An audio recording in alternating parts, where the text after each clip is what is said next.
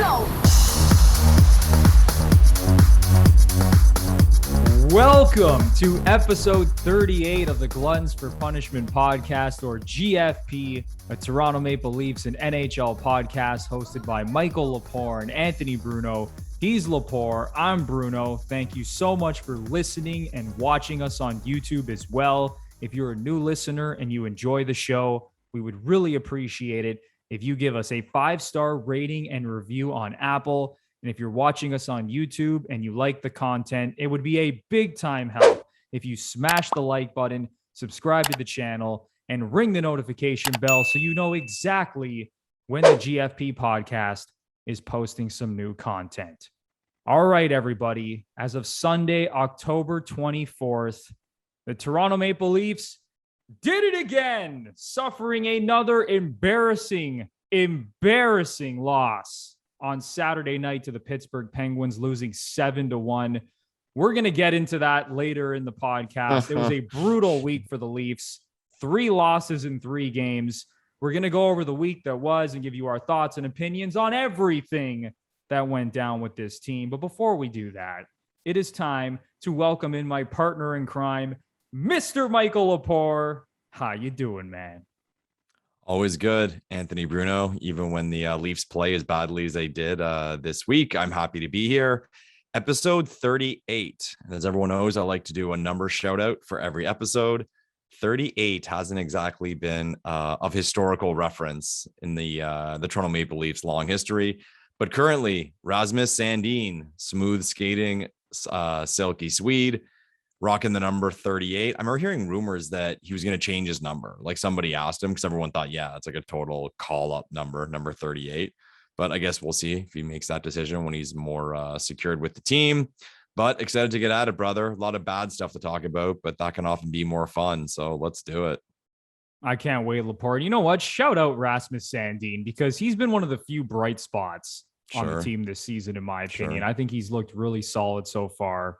So, shout out to Rasmus Sandin. As for everybody else, we'll get into that right now. It was a brutal week for the Toronto Maple Leafs. Just going over briefly the week that was. On Monday night at home against the New York Rangers, they completely dominated them, outshot them 41-23. Auston Matthews made his return after missing the first 3 games of the season with a wrist injury. But of course, the Leafs found a way to lose 2-1 in overtime. And then on Friday, at home against the San Jose Sharks, who were playing their 3rd game in 4 nights, who were also playing in a back-to-back, the Leafs, meanwhile, had 3 days off. And the Sharks came into Toronto and beat the Leafs 5-3.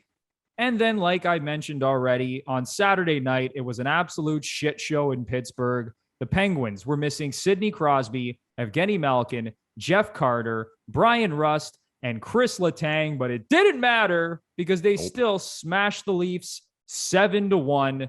And now Toronto is sitting at 2-3-1 on the season through 6 games. It's not a complete Code Red Armageddon situation yet, like a lot of Leafs Nation believes it is, just based on what I've seen on Twitter. But stay off Twitter, Bruno. It's been bad so far, and there's definitely room for improvement across the board. But Lepore, let's start things off with the Monday night game at home against the New York Rangers. Like I said, Auston Matthews made his season debut. He had 8 shots on goal, 16 shot attempts. He looked really good. And honestly, I thought the Leafs were going to win that game just based on how dominant they were against the Rangers. But like I said, they found a way to lose in overtime. Igor Shesterkin was ridiculous, making 40 saves in the win. So, Lepore, I'm going to throw it over to you. Give me your take on the first game of the week against the Rangers. Okay. Like, to me anyway, the first 2 games kind of blend together because the Leafs didn't play poorly. They played well in those games, just couldn't get the W's. That first game, though, especially, I will even bring it up when I get to the second game. Even though they played well with the underlying numbers and how they control play, attempts on net, they're making too many elementary mistakes. And I find a lot of those mistakes are being made early. Like, I kind of asked myself last night, and I have to go over it. I feel like the Leafs are getting scored on first every game. Like, maybe at some point we'll look that up for the season, but I feel like we're always playing from behind. right off the bat, the Rangers hit a post. Then there's that turnover, like right to Zibanejad, who rifles it in. And even with that, like I find what's happening with this team is if you look back, that turnover, it was Tavares. Like, when does Tavares do that? Like, bad pass gets cut in, scores. Like, you're down 1-0, and now you're playing from behind. And then even the goal they got, like the Leafs were able to tie it in the second. Michael Bunting, another bright spot for the season so far. It was an ugly goal. Like, it wasn't exactly a beautiful goal. Like, Riley came in, threw it on net, and Bunting kind of just got his body in the way, and it went off of him. So at that point anyway, at least, it's like we're sitting back. We're heavily out shooting them, heavily out chancing them, tied at 1. And I will say, though, Campbell, at 1-1 early in the third, Campbell made some big saves. Like, Campbell was the man to keep that game tied. And then there was that one chance where Matthews was robbed, like just absolutely robbed. There was that other chance in overtime he had where he just couldn't get it. I don't know how that puck didn't go in. Oh my God. That crazy sequence where Shesterkin comes out, Matthews gets the puck, shoots it on net. Then he gets the rebound and just like trickles wide. Like you couldn't even make that up. Yeah, when I saw that one, I kind of asked myself, like, if this was Matthews' 35th game of the season, does he score? Probably. It's just like that touch and timing is that half second off, so you don't score. And then, of course, the bread man, Panarin, with the rifle, the shot off the face-off, beats Campbell. He didn't really have a chance. As you mentioned, the shots were 41-23 in favor of the Leafs. I think at one point the Leafs were out shooting them 3-1. Just Shesterkin, man, played incredible. He was the man. Someone said, I saw something before the season, someone thought he'd be a good bet for the Vezina, actually. Like, look back in history, there's a lot of random Vezina winners or semi-random, and they're like, yeah, he's got potential to like have a crazy year. Oh yeah, Shesterkin so far in his young NHL career, he's been unreal. Like, even looking at some of his numbers in the KHL, like, this guy's the real deal. And I don't think it's a stretch to say he's a top 5 goalie in the world right now, even though he's, still very young and still very early in his NHL career. He is an outstanding goalie. It is like, have they established yet, like, Georgiev, however you want to say it, so he is the backup now? Because I mean, like Shesterkin's the guy. They gave him a contract extension in the offseason. Yeah, he did get the contract. He's their dude. And yeah, I mean, you know what's funny though? It doesn't matter which Rangers goalie is in net. It seems like every Rangers goalie, when they play the Leafs, has like a 40 or 50 save game. Didn't Georgiev have 50 saves against the Leafs? A couple of years ago, something outrageous like that. And that's why I ask, because I'm like, every time I see him, he's playing well too. So it's like, what does that feel like, Rangers fans? Comment down below that whoever you put in plays well. God. But and to confirm what I said, at one point the shots were 29-12. It was after 2. And again, like, that's the thing where there's positives and negatives, because you can look at that positively and say, okay, we're dominating play. The shots are 29-12, but you're tied 1-1. And like, you don't want to talk about that stuff, man. When you're out shooting a team by that margin, you should be winning. Like, I know it's overly simplistic, but finish. And like that's the most frustrating thing I think Leafs fans would agree with so far anyway this season, is just the lack of finish. And we'll go over shooting numbers later, but just bad all the way around when it comes to having the puck in front of them and being able to close the deal. Money Puck had the Leafs, man. Like, and tired of seeing this when they lose. It's 70% for that game. And like, not shocking considering like how heavily they outshot them. But it's like, how about we win those games once in a while with it, that we like, quote unquote, deserve to. But frustrating, man, frustrating. But kind of side positive note, Matthews was back. He did look good. You say he had 8 shots on goal? Yeah, 8 shots on goal and 16 shot attempts. Yeah, so he was fantastic. And you know what, Lepore, like, I was sitting there watching the game and I just had a thought. I'm like, okay, they're dominating play, dominating the shots, dominating the scoring chances and possession. And I just said to myself, I think they're going to find a way to lose this game. Oh, of course. Yeah. Because we've seen this story play out so many times where the Leafs do that. The Leafs do this to a lot of teams. We talk about this ad nauseum on this podcast. In the Sheldon Keefe era, this team, like 80% of the time is out shooting, out chancing, out possessing their opponent, and they still find ways to lose. And that game against the New York Rangers was a perfect example. And I understand they got goalied. Shesterkin was incredible. Like, he was making some just ridiculous saves. Like, it was criminal that Matthews didn't come away with at least one goal in that game based on some of the opportunities he had. But like you said, Lepore, at some point, I want to see some results. I want to see some goals. I want to stop making excuses for this team. At some point, you have to finish off plays and put the fucking puck in the net. Enough is enough. What I find hilarious about our beloved Toronto Maple Leafs, and maybe we should like write this down and move forward with betting with these ideas, but I feel like every time there's a game they should win, they lose. And by should win, I mean the Leafs had 4 days off. It was Matthews' first game. Just like all that they're at home, you know what I mean? Like all like things like, yeah, like they should win. Like let's go win. No, bet against them because like they're not gonna do it. And then again, like the next day, San Jose. It's like, okay, after what happened last night, like surely the puck's got to go win for us tonight. It's like, no. Bet against them. Or and again, moving for Pittsburgh, all those guys out you mentioned. Oh man, this lineup, the Penguins are bringing forward. The Leafs should annihilate. No, bet against them because it's like those games they should win, they just don't. And for fans, it sucks. And like chapters are written about the Leafs when it comes to that sort of thing. It's points like that. I'm like, this is why the Leafs are just different. that thing you can't explain of just.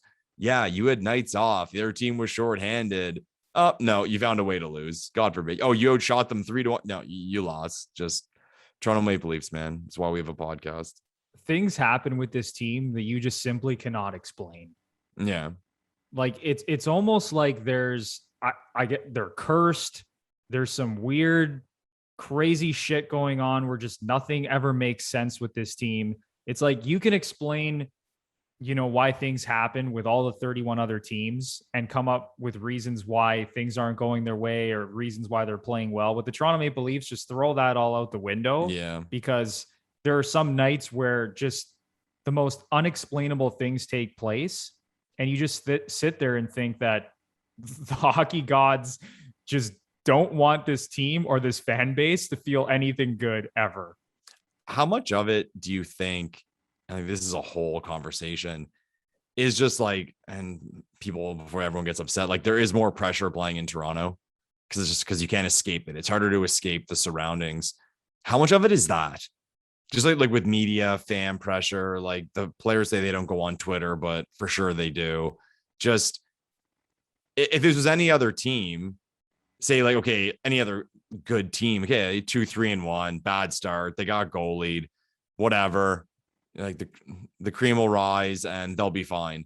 And I still do really inside me feel that way about the Leafs, but there's that little bit of worry that like that pressure is going to mount. Like that whole thing we've been talking about, how Marner, how like his finishing, like it's in between his ears, it's in his head, while he can't escape everyone saying that he can't score. And then that added pressure on him to score. Like when he scores a goal, man, like that weight is going to come. I can't imagine the weight that he's going to feel come off his shoulders. So like I said, like I'm usually pretty logical with this stuff, but just like, I just wonder with the Leafs, if that realm of what they have to deal with that other teams don't is why these things sort of happen. That it's just like, yeah, there's that little bit of pressure, man, that like other teams don't deal with. And I'm not saying like, we go to other markets, there's pressure in other big markets, but like Toronto's an animal. And I think it's definitely a big factor. And I actually think it's a bigger factor than people probably think. And I don't want to make any excuses for this team, but you could even see it coming across in the All or Nothing documentary. If you haven't watched it yet and you're a Leaf fan, I know you probably don't want to watch it because it's just going to piss you off even more, but I highly recommend watching it just to get a behind the scenes look of how things went down last season. But you could tell the pressure really does get to the players on this team. And you can tell it's just different playing in this market. But again, I don't want to make excuses for this team, because even though there is a lot of pressure and they probably face more pressure than 98% of the teams in this league, you still got to perform, especially when you have the talent that they have on this roster. You have to find ways to win games. You have to find ways to overcome adversity. Like, no one wants to hear any more excuses with this team because the fans are sick of it. And if you look at some of the other players around the league, former Leafs, Freddie Anderson just chilling in Carolina, getting out of this crazy fishbowl. He is now 4-0 with a .944 save percentage in 4 games for the Carolina Hurricanes. Zach Hyman, Why not? Is now playing for the Edmonton Oilers. Now, I don't want to say Edmonton, you can just sit back and chill and enjoy your life there. Like, that's a fishbowl as well, playing for the Edmonton Oilers. Maybe not to the same extent as it is playing for the Leafs or playing for the Montreal Canadiens, but Zach Hyman, 5 goals in 5 games. He's loving life as well. So you have all these former Leafs around the league, and I can maybe point out some other guys as well, but those guys stick out specifically. They're enjoying great seasons right now where the pressure is seemingly off of them to a certain degree, whereas Mitch Marner has 1 point in 6 games, has not scored since, I don't even know the last time Mitch Marner has scored a goal. I'd have to go look at his game log some point during last year's regular season. Auston Matthews, 0 goals in 3 games. Wayne Simmons has 3 points in 6 games. Wayne Simmons, Lepore, plays 9 minutes a game on the 4th line, and he has tripled the production of Mitch Marner through the first 6 games. A good stat there, Bruno. That's what we love to hear. And Jason Spezza, who we all love in Leafs Nation, he leads the team with 3 goals. What a guy. So, I mean, as much as we love Jason Spezza, he should not be the team's leading goal scorer at any point during the season. So, yeah, man, I think the pressure is definitely there's a lot of pressure on this team, and especially the big guys right now, like Mitch Marner. It's like you said, once he finally scores that first goal, you would like to believe that it's going to open the floodgates and there's just going to be points that are piled on top of that, because as we know, he's been one of the best point producers in the league over the last few seasons. And to see him with 1 point in 6 games, I mean, that can't just be like a bad luck thing. Like, obviously there's some bad luck involved there, but this has to be weighing on him for sure. Yeah. Like, just based on his time on ice and puck possession, like, you should get numbers. And like his talent, like the talent he has is just, it's just not going in for him, because, like, to use the old saying, he's gripping the stick too tight. And before every shot, he's just overthinking it. But frustrating times, man. Frustrating times. Hopefully we can laugh at the slow start the Leafs had to the season a little later on, but we're stuck in the mud right now. That's for sure. And Lepore, let's talk about Auston Matthews, because as we mentioned, he started things off with a bang. I thought he was excellent in that Rangers game. 8 shots on goal, 16 shot attempts. He has not scored a goal yet. What are your early impressions of Auston Matthews, who, like I said, does not have a point in 3 games, but he does have 17 shots on goal. He's been getting opportunities. What are your thoughts on his play so far? To me, Matthews is one of those players, and there's not many of them in the National Hockey League, who have a talent that is so great and so special that I don't want to say like, oh, they never play poorly, but it's not even really a talking point. Like Matthews, even in his worst game, like the McDavids, the Crosbys, those guys, the Ovechkins, the McKinnons, those guys, even in their worst game, they still stand out as elite players on the ice. Like, you can see the talent. I think it's that, like, players are good for different reasons. The guys who are good just because of God-given freak talent like him, it's always there. So I'm not surprised that he's looked as good as he has. Am I surprised he doesn't have a goal on 17 shots that have hit the net? Yeah, that surprises me. But I'm an advanced stats geek, so it'll even out. He'll explode at some point and get to like a shooting percentage that better suits like his career. But I thought he skated well. One thing I did kind of find, like, and again, like, I hate to make these like broad statements, but like sometimes you find and then you can say this across the board about the big four, like, just being a little too cute. Like, just that like extra hesitation, that extra stick handle, like, just shoot it. Like, you know what I mean? Or make a play. Like, that's his style. Like, he likes to be more of like a flashy player, but there were a few times, and again, like, I think he's had a good start, but a few times I was watching and thinking like, okay, Auston, just dial in and who cares, and do what you're supposed to do. Don't worry about like looking cool while you score, just score. Yeah. When it comes to Auston Matthews, I'm a hell of a lot less worried about him than Mitch Marner. Yeah. Because with Auston Matthews, the goals are going to come. Like, you could even look at some of the underlying numbers, and I'm looking at them right now on Natural Stat Trick. With Matthews on the ice at 5-on-5, the Leafs are out shooting their opponent. And I should say not shots on goal, but just pure shot attempts, 61-35. The shot. Yeah. Okay. With shot Matthews on the ice at 5-on-5, scoring chances 38-20. Like, I mean, the Leafs are a hell of a lot better with Matthews on the ice than when he's not on the ice. Like, he's going to be fine. He won the Rocket Richard last season. He's the best 5-on-5 goal scorer in the league. I know he doesn't have a point in 3 games, but I'm extremely confident that that is going to turn around. And you would think that that would also help Mitch Marner's point production, especially since these guys play together and he's just going to pick up points being on the ice with Auston Matthews, playing over 20 minutes a night. But I'm definitely more concerned with Mitch Marner because the confidence level, I think, is not where it should be. He's being a little too cute, like you said, Lepore. I think both of those guys in general are guilty of that, where there's times where they're just trying to make the incredible play. It's like they want to make the highlight reel.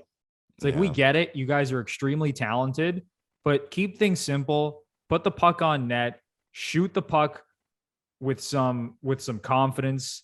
Stop thinking out there. That's another thing. Sometimes they're just overthinking things. Like, just go out there and play. That's what I mean by that extra pass. That extra pass sometimes. It's just like, you didn't need to do that. Like, I know it, in your mind, you kind of reacted that way, but that, to me, those are the perfect examples of like the overthought process. Yeah. And you would hope that over the next couple of weeks, things are going to start to normalize, especially with those two players, and they're going to return to something close to their normal production. But Lepore, anything else from this game you want to talk about, or shall we move on? No, let's move on to another game that I'm sure both of us can't wait to talk about.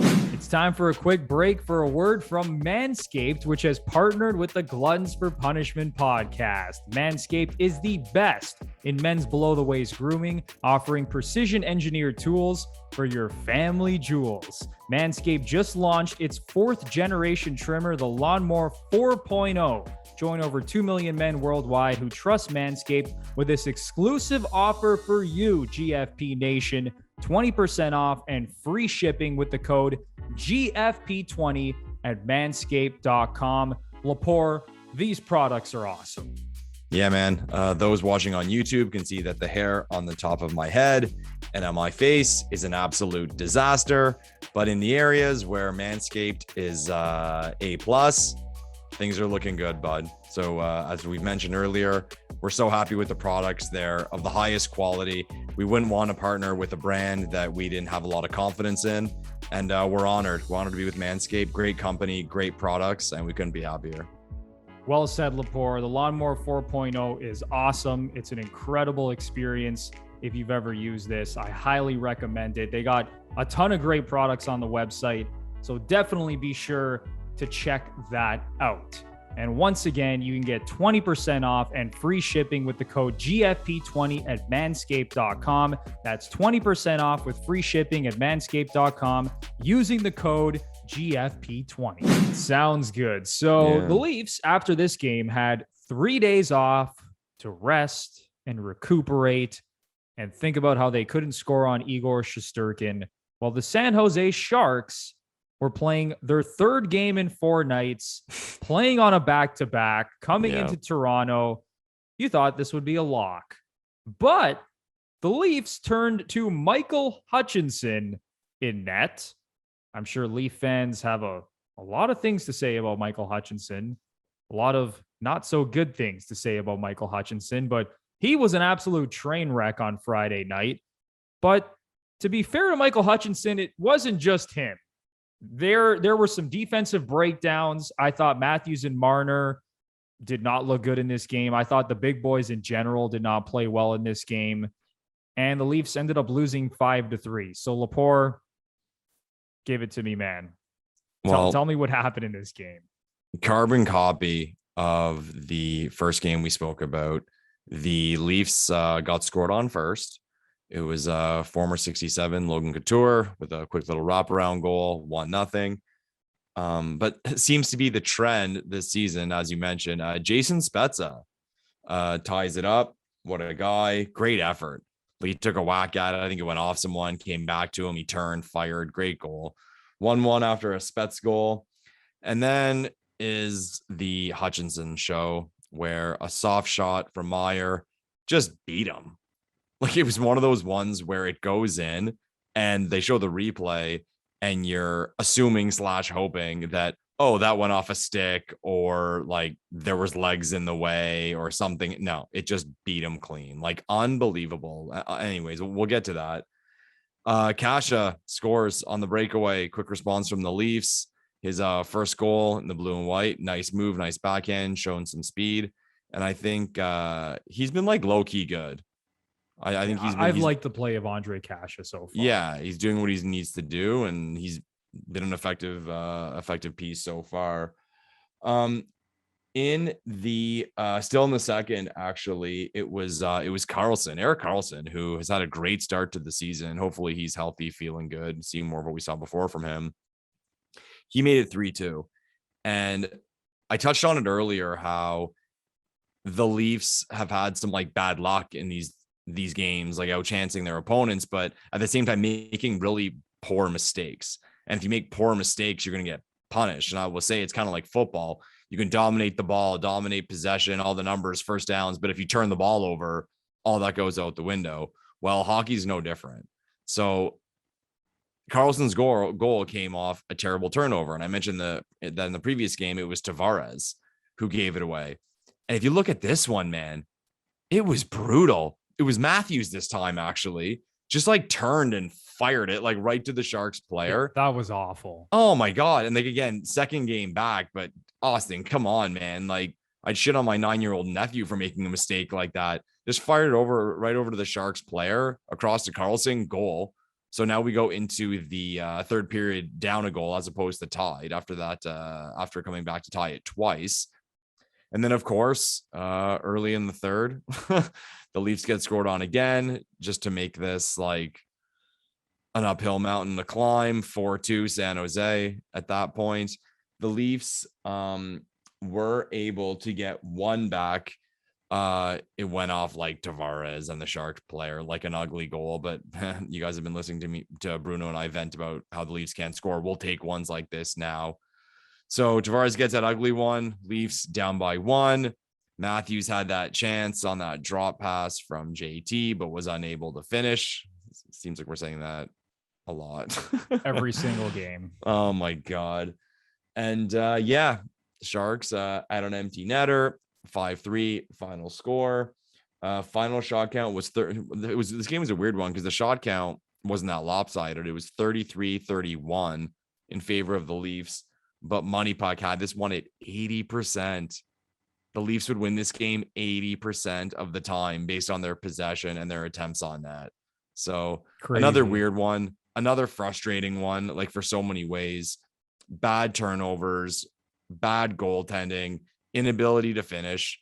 You're not going to win. Simple. Like, you're not going to win, and you don't deserve to win if those things happen. So no. Another thing that pissed me off in this game, Lepore, was the Leafs tying the game and then tying it at 1-1 and then allowing the Sharks to take a 2-1 lead 17 seconds after they tied it. Yeah, again. And then the Sharks and then when it was 2-2, the Sharks took a 3-2 lead a minute and 31 seconds after the Leafs tied it. So it's like a good thing is happening, and then the Leafs immediately revert to making some stupid mistake or allowing a goal and having things swing the other way for their opponent. Like, that shit has to get cleaned up across the board. Yeah, and we talked about this even going back to the Rangers game. I mean, really going back to every game. Are there slow starts? Like, I'm sick and tired of the players and even Sheldon Keefe acknowledging it after the game, saying, yeah, we got off to a slow start. We got to come out better next time. We got to fix that. Like, how many times can you tell us that this needs to be fixed and this issue needs to be addressed?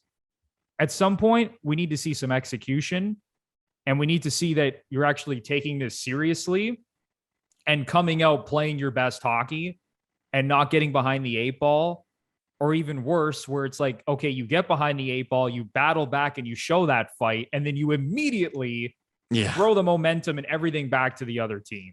Yeah. So it's just, what were we saying, it is Bruno? just beyond frustrating at this point. What were we saying? How it's different for the Leafs. It's like, oh, the Leafs tie it. Now they get all the momentum, right? Nope. The other team's going to, it's like things don't make sense in Leafland. And again, the two perfect examples were the two comebacks in the playoffs last year.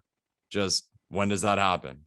That you storm back, come back, tie a game to go into overtime in the playoffs and lose.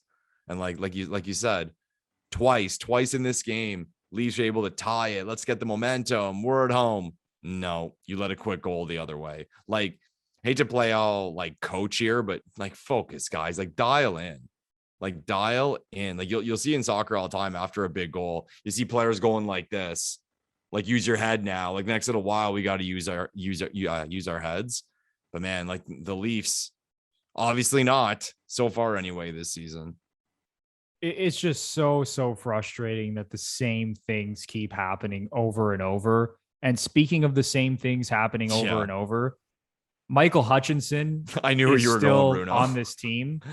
Like, I mean, it just seems like he's been here forever. I know it hasn't been forever, but at some point, can the Leafs just move on from Michael Hutchinson and just try out anyone else as the third string goalie? And I know that there was a brief moment in time where Michael Hutchinson was actually on the Colorado Avalanche and was actually starting playoff games for them in the bubble. And then he came back to the Leafs, and he actually had a pretty decent season last year. So it appeared that he was sort of back, if you even want to call it that, where his numbers were a hell of a lot better than, the previous season. But then he comes out in this game and just looks like a complete disaster. Yeah. So at some point, the Leafs have got to find a way to just get better goaltending. And honestly, not just with like Jack Campbell and Peter Mrazek. And listen, Campbell, for the most part, has been really good over the last couple of seasons. He had a stinker against Pittsburgh. There was a lot of shitty bounces and the team just played like crap. But for the most part, he's been solid. But just looking at like the goaltending throughout this organization, it should be better than it is. It really should. And it's just very frustrating to see them trot Michael Hutchinson out there year after year. And we all know what's going to happen. Like, Leaf fans essentially are going into Michael Hutchinson games praying that he doesn't allow 4 goals. Yeah. Like, it's really gotten to that point. Don't be terrible. That's the feeling we all have. And I'm sure a lot of Leafs fans feel this way. When you go through something, or at least when it starts happening, there's that little bit of surprise. Okay. It's like, oh, wow, this weird thing's happening. I'm surprised. And then if it keeps happening, you start getting frustrated. Okay. And I'll use like the Marner example, him not being able to score goals.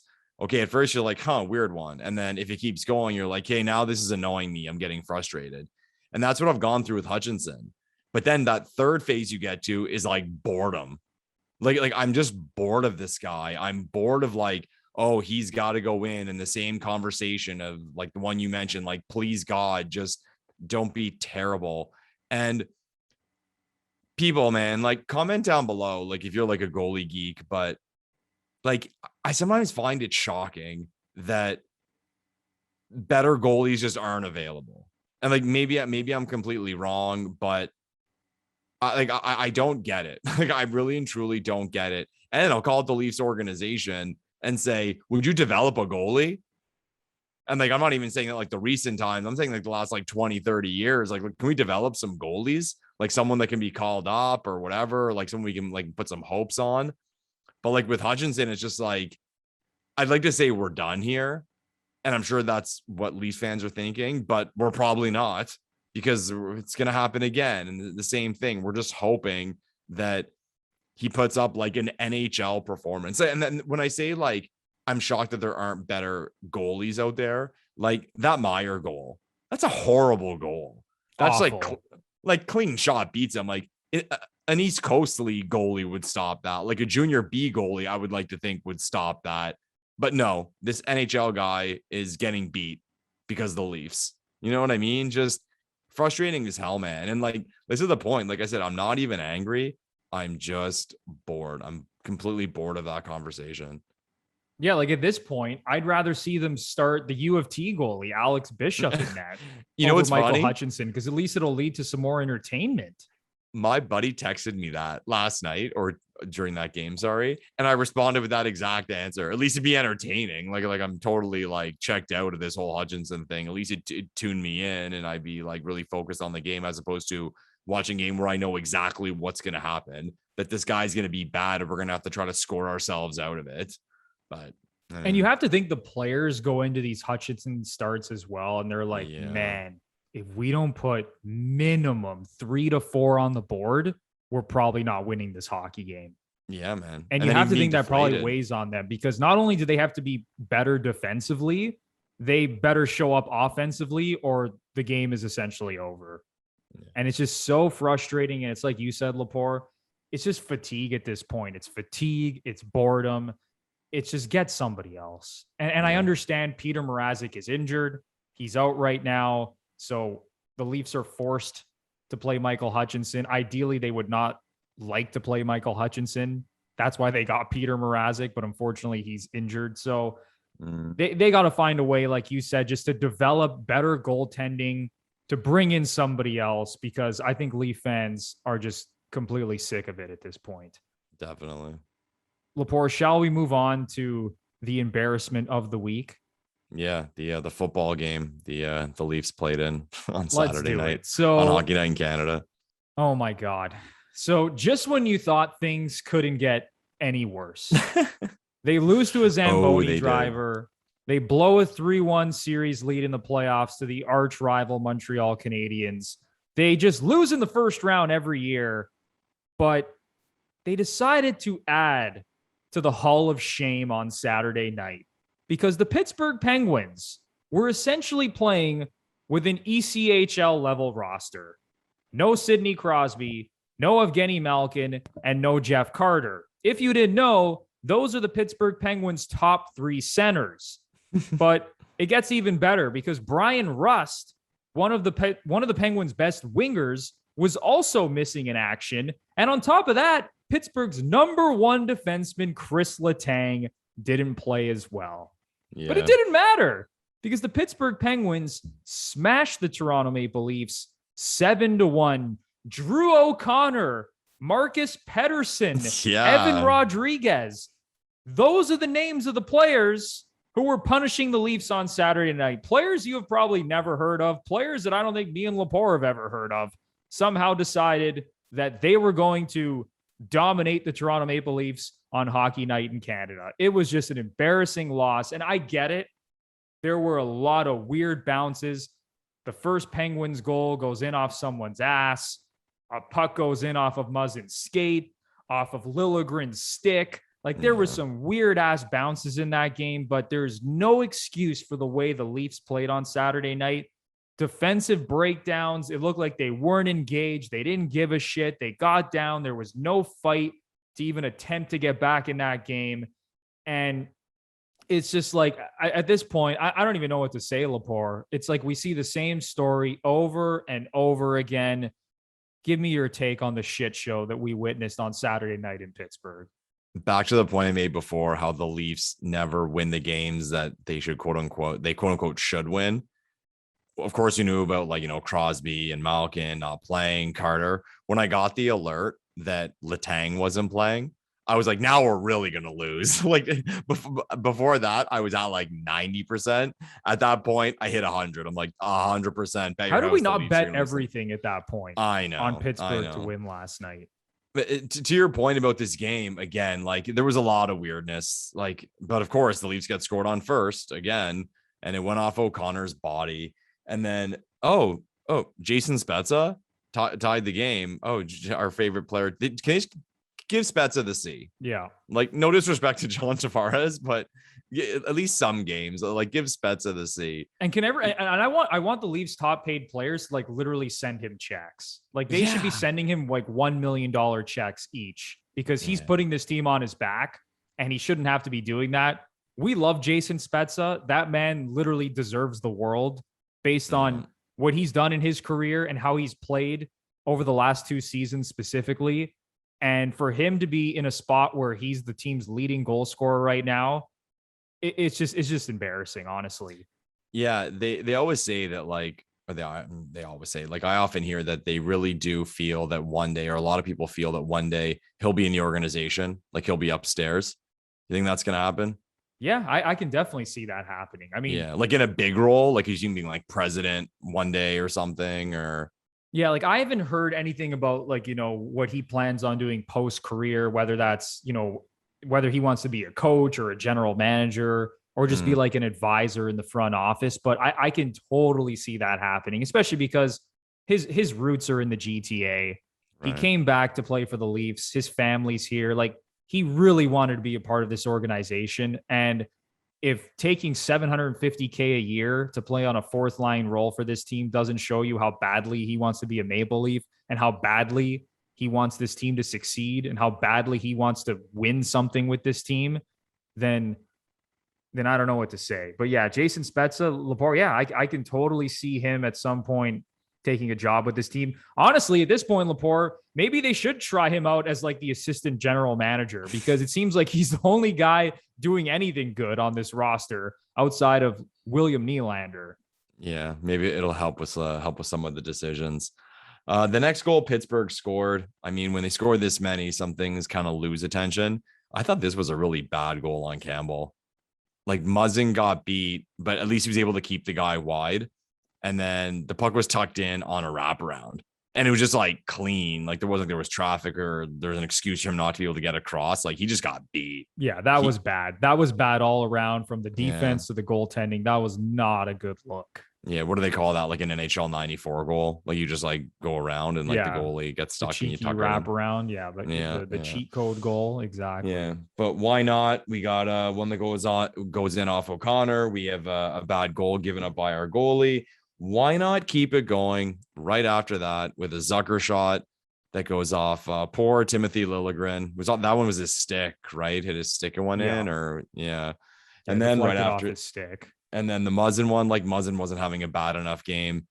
The 2-on-1, he just turns. His body was in the wrong position. It goes right in off his skate. And at that point, it was just done and dusted. But oh no, wait, we're not done. Pettersson with a goal from the Penguins. And again, Jake Muzzin making a bad decision, getting beat 5-1 going into the third.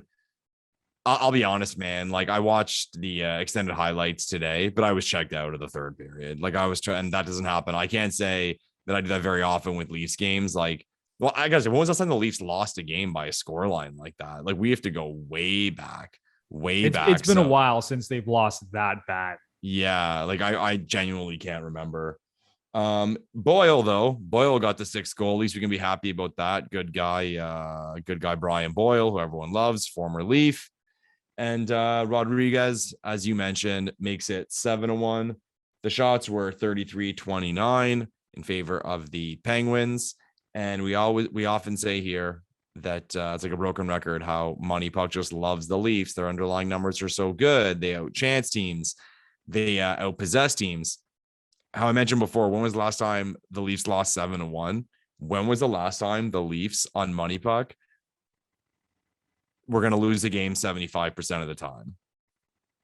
I don't think it happened once last season. Oh, definitely not. And playoffs combined. Definitely not. Like, but dude, 75%.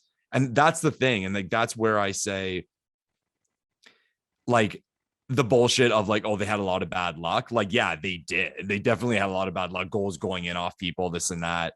But you are playing a team that was missing essentially their starting lineup. And they beat you in the underlying numbers department 75%.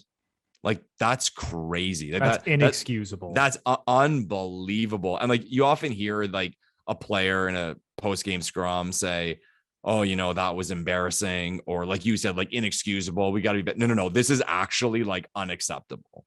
Like last night was one of those games where, as a fan, and I usually don't like when fans say like, oh, like we want to see more effort, or like we need more heart and character on our team, because you can always just say that after a loss. But last night was a shit show. Like last night was embarrassing. And to be honest, I hope the Leafs are embarrassed, because apparently they need something to rev them up. Hopefully it was a slap in the face during Hockey Night in Canada. Like that add that one to the list of the most embarrassing losses the Leafs have had in the last 10 years. Yeah, it was a complete disaster on Saturday night. And I listened to Sheldon Keefe's post-game press conference. It was about 7 minutes long. One of the reporters asked him, did you talk to the team after the game? And he just said, nope, I didn't say anything. And you know what? Good on Sheldon Keefe, because he's probably like, fuck these guys. What can I say to this team? You know what? I've done enough yelling and screaming. I've dropped enough F-bombs. Everyone saw what he did on the All or Nothing documentary. This time he said, you know what? I'm not even going to say a word to this team. They don't even deserve it. I'm not even going to walk into the locker room, because that was pathetic across the board. It was tough to watch. And I will say this. So Sheldon Keefe in that same press conference did admit that he actually thought the first period was solid. Like the Leafs played, a decent game. They were in it. The compete level was there. And then he said, some bad bounces. And next thing you know, the game got away from them. And what pissed me off the most was just the lack of fight after they went down. Like they go down 3-1 and it happened in a hurry. And then it's 4-1. And it's just like, they just checked out. They checked out on the road, playing in a back-to-back situation. But again, I don't want to make any excuses for this team. I don't want to hear any excuses from Sheldon Keefe anymore. I don't want to hear that the Leafs played well in the first period and then the game got away from them. When you're playing a roster like that, a Penguins team missing like 90% of their top players outside of like Jake Gensel, to get that badly outplayed is just completely unacceptable. And it's just flat out embarrassing. And it goes right in the Hall of Shame next to the David Ayres game, next to, every moment in that Habs series after game 4. And then even, losing in the first round to Boston and Columbus. It's right up there with all those moments. It was a complete shit show. And if the Leafs don't bounce back from this, Lepore, like if you were on Twitter last night, Leafs Nation lost its fucking mind. Oh yeah, that's why I stayed off. Like don't it was when it's that bad, I try to avoid it.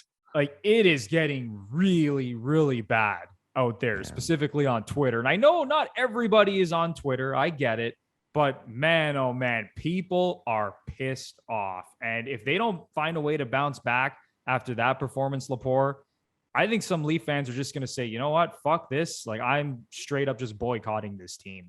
Yeah. People are checking out, man.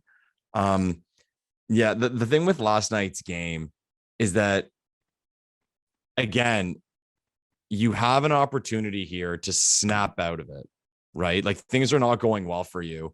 And you can make a decision. You can make the choice to turn things around, to get some positivity. And you don't do it. Not even close. Not even close. Again, like we can't even say, oh, they got goalied. Like, no. You got thoroughly outplayed. And your point about Keefe, how he just said nothing. It's like the old saying with your parents, like they scream at you, but it's worse when they say nothing because they're just disappointed. It's like, yeah, like I hope he's treating them that way. And I hope they feel that way. And I'm talking about adults, for crying out loud. Like, but there's that thing in me that like, well, I'll say it, man. This is like an immature, fragile group. And until they prove otherwise, I'm going to feel that way. Like, man up. Like, again, I always say I hate to be overly simplistic, but man up. Last night was an opportunity and you failed. So on to the next one. If you want to say, okay, we're going to throw it in the trash, throw it in the trash, but you better throw it in the trash. And when I say that, Leafs fans don't want to see another game like that again this season. Like this group is far too talented to put up efforts like that. And that makes it even worse because if they weren't talented, you just say, well, they got shit canned because they're not very good. No, guys, like we have a first team all-star on this team. We have a Maurice Rucker-Richard winner on this team. JT is 2 years removed from 47 goals. Like, Riley's in conversations for Team Canada. People can call me a Leafs homer, but no, these are facts. Like, this team, talent-wise, should not put up efforts and get results like last night. And I'm the first one to say every time the Leafs lose a few games in a row or things aren't going in, it's like, for better teams, things always balance out. But last night I'll circle with a red pen. That was trash. That again, you hate to say, oh, I'm embarrassed to be a Leaf fan, but last night sucked for Leafs fans. That really and truly sucked for Leafs fans. And I don't want to see Wayne Simmons fight at the end of the game. And I appreciated that. He was showing some heart. I don't want to see Jason Spezza being the guy that has to step up. I want to see Matthews. I want to see Marner. I want to see Tavares and Nylander. I want to see those guys take the bull by the horns and say, no. We're not going to put up with this shit. I want to see one of those guys step up. And what pisses me off, Lepore, is that none of those guys are really vocal leaders. Like, when you look at, let's say, the Boston Bruins, for example, if shit's going sideways, who's the guy that's going to take the bull by the horns? We all know it's Brad Marchand. Right? He's that guy that's going to step up. He's going to be the emotional leader. He's one of their best players, and he's going to do whatever it takes to put an end to things that are going sideways with that hockey team. And I could bring up other examples across the league of other fiery, emotional type players that take the bull by the horns when they know they have to do that. On this Leafs team, it just seems like none of those top guys are answering the bell right now. And again, we're 6 games into the season.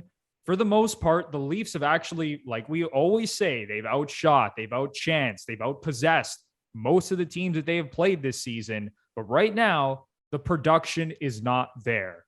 And one stat to bring up, the Leafs are dead last in the NHL right now in team shooting percentage. They are shooting 5.7% as a team. So you would think, like you said, Lepore, with all the talent on this roster, that number would swing the other way and this team will start scoring goals. But man, oh man, to see this team 32nd in the NHL in team shooting percentage, you just shake your head. Yeah, again, to that, I could argue, and again, like how we're both numbers guys, things will even out, but I would welcome the argument that with this talent that I listed already, the number should never be that low. Like, there is something called ability to score, and right now they don't have it. So, like, this is a bad one, man. And like, let's really hope that somebody, hopefully the team can just like snap out of this. And like, and I'll say it, like, the things I often wonder about or think about, like you mentioned Brad Marchand, and like there's certain personalities in the league that I think, and like, not to go all cheesy, but like, I think they're very powerful. Like, I could see Brad Marchand being a very powerful personality. And what I mean by that, I don't mean that he's in the locker room screaming and yelling. Like, if the Bruins yell, or if the Bruins lose, but what I do see is a young player who's not playing well. All Brad Marchand has to do is tap him on the shoulder and give him a cold look. The kid got the message. That's it. Or even Patrice Bergeron, for that example. Here we are pumping the Bruins fans. But like a Patrice Bergeron, I don't think he's got to scream and yell and wave his arms to get a message across. Calm guy. He gives you a look or a short sentence. If you're not dialed in at that point, nothing will dial you in. And we're not in the locker room. I often say we don't know these guys' personalities, but from what we've seen from a result standpoint, from a performance standpoint, and how we say like, oh, the Leafs always lose games they're supposed to win, and this kind of all ties in together. You can't tell me that's there right now. And like, that's a big conversation for the Leafs. And I'm sure it's been a big conversation for the management group, but right now I would say like, they don't have it. They don't have that culture, and that term's used far too often, but you can't tell me they do. Like, you know who I think does have that, Lepore, is Sheldon Keefe. But here's the problem is that it can't be coming from your head coach all the time. It's great to have a head coach that gets fired up like that is going to, scream and yell and tell the best players when they're not playing well, call out Mitch Marner and Auston Matthews, just like we saw Keefe do that in the All or Nothing documentary. Game 6 against the Habs, the game that Kotkaniemi scored the OT winner, he told Matthews and Marner and Hyman that their line was getting dominated. He called them out in front of the entire team. But the problem is that message can't just be coming from your head coach. And it gets tired from the coach too. Exactly. Right. And at some point, again, I don't think like Keefe is going to get fired or anything like that, because I've seen some wild takes on Twitter saying like, oh, this is like the Mike Babcock situation and Keefe is going to be out the door soon and Dubas is going to be following him. I don't think we've reached that point yet, but the message has to come from one of these players at some point. It can't just be Sheldon Keefe going in there, rah-rahing every single game and giving pregame speeches and being that emotional leader. It has to come from one of these big boys, specifically one of the 4 highest paid guys on this team, or even Morgan Riley for that matter. So that's what I'm not seeing, and that's what's disappointing to me right now. And again, like Lepore said, we are not in the locker room every single day. I don't know exactly how these guys are as people off the ice and what makes them tick. And, we don't get to see their full personalities. Yeah, Travis Dermott can be a psychopath for all we know. Exactly. But based on what we've seen in the games and even listening to I listen to a lot of their post-game scrums, just the way that they're addressing the media and answering questions and if they're holding themselves accountable and their teammates accountable, you can pick up little things on who the leaders on this team are. So someone has got to step up. Yeah. Lepore, is there anything else from this game that you want to get off your chest? No, just like I said, I hope the Leafs do throw it in the trash, man. Hopefully we never have to talk about this ever again, unless we look back later in the season and say that it was the slap in the face the Leafs needed to turn things around. Well said. Like if this moment isn't going to wake this team up, you would think that blowing a 3-1 series lead in the playoffs would wake up this team and have them coming out this season just firing on all cylinders. Mitch Marner over a point a game, Auston Matthews back to his Rocket Richard form. That clearly didn't do it. But if this game, losing 7-1 to that Penguins team, if that doesn't do it, then I'm going to have some real concerns. One thing that popped in my mind, and to try to put a positive on it, is after what they went through losing to Montreal last year from an emotional standpoint, that stuff can be good in the way that it creates those like battle scars. So when you deal with bad situations going forward, you're well equipped to deal with them. So I just hope that this time, this group, say in previous seasons, they'd be panicking. Well, no, this team's been through a lot now. There's been a lot of bullshit, a lot of negativity. So hopefully they can and people always say the most important game is the next game. Hopefully they can actually feel that way, to know that we have to overcome things, and it's happened to us before and we got to do our best not to let it happen again. And that's the thing. This team, they've learned enough lessons. They've lost in 7 games twice to the Boston Bruins. They lost a deciding game to the Columbus Blue Jackets in the qualifying round, a team that they should have beat. Then, of course, the 3-1 blown lead to the Habs. Like, there's been so many lessons. I am sick of this team learning more lessons. You would think at this point, they understand how to overcome these things and how to battle through adversity from game to game within certain games.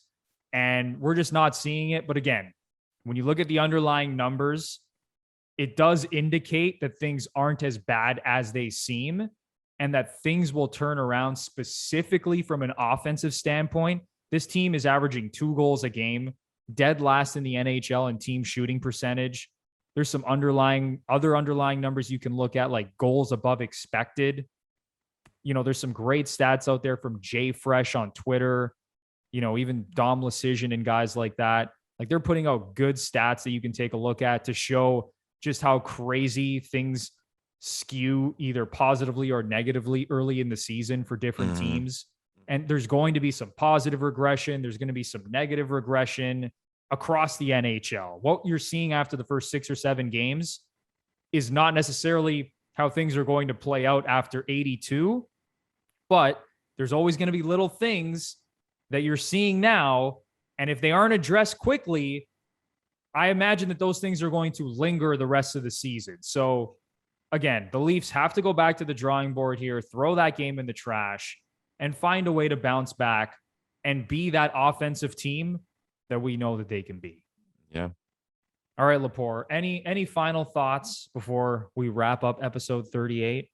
No, all I can do is hope and pray that the next time we do a podcast, the best, highest paid players on my favorite hockey team are shooting at a better clip than 4%.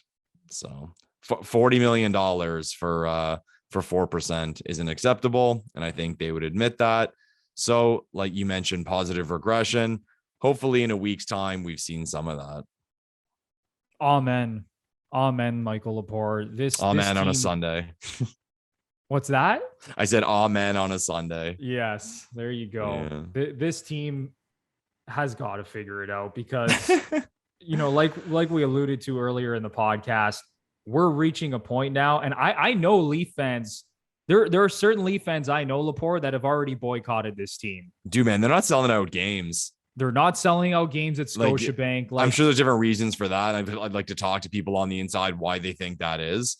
But it's gone from the whole, like, you could never get a Leafs ticket to they're like 500 short a game and tickets are available. I know it's the bullshit MLSE stuff where they don't lower ticket prices. So, I mean, game 4 of the season, you're sitting in the middle bowl. It still costs you hundreds of dollars, like for a night out. But that wasn't the case before. Like before you couldn't get your hands on a ticket. So like, I remember the when Horachuk came in to coach the end of that one year, they didn't sell out a game. And I think, if I might be wrong, like someone, maybe Bruno, or someone comment down below, I think that was like the first game they didn't sell out in like 50 or 60 years. You're right. That ended a very long streak. Yeah. And even with Peter that, Horachuk days, you could say like, okay, justified. It was the end of the season. They were bad at that point. They were tanking. So like, hey, that's like, no one's going to spend the $500 for a night out to watch that team. But like now, I mean, again, I'd like to talk to people on the inside, if it's a COVID thing, if they think that people still aren't comfortable going to public places with that many people, but it's not a good look, man. And people show their feelings with their wallets. And if Leafs fans were excited, and as we know, when Leafs fans are excited, it's hard to get a ticket. And right now, for the first time in my life, you can get a ticket. Yeah, it's not a good look right now, just across the organization, not selling out Scotiabank, the way they're playing, the overall sentiment of the fan base right now. It's not good at the moment. And they're going to have an opportunity to turn things around on Monday night, Lepore, just to go over their upcoming schedule. Monday night, they're in Carolina to take on Freddie Anderson and the Hurricanes. On Wednesday, where they always play well. Yeah, watch Freddie Anderson is a stone lock for a 45 save shutout against the Leafs on Monday. And then Wednesday, they're in Chicago to face just an egregious Blackhawks team that has yet to win a game this season. They're getting absolutely pumped at 5-on-5. They look awful right now. And then they close out the week on Saturday night at home against the Red Wings. So you would think the Leafs should be able to get 2 wins next week. If you're looking at Chicago and Detroit as 2 very winnable games, the Carolina game, that's a good team. Maybe that's a 50-50 game, but they can't have another week like they just did, losing all 3 games. No, that's when things will go. We're in semi-panic mode. That's when things will go in panic mode. If we're talking about a losing streak like that to those types of teams, no. Things will be bad. Yeah. Let's avoid that. Yeah. This is an absolutely massive week for the Toronto Maple Leafs. Like, you absolutely cannot lose 2 out of 3 this week. And you know what? Even if they lose 2 out of 3, it's not like the season's going to be completely out of reach, but things are just going to continue to go downhill with this fan base. Yeah. If they don't turn this ship around in a hurry. Yeah, man. All right.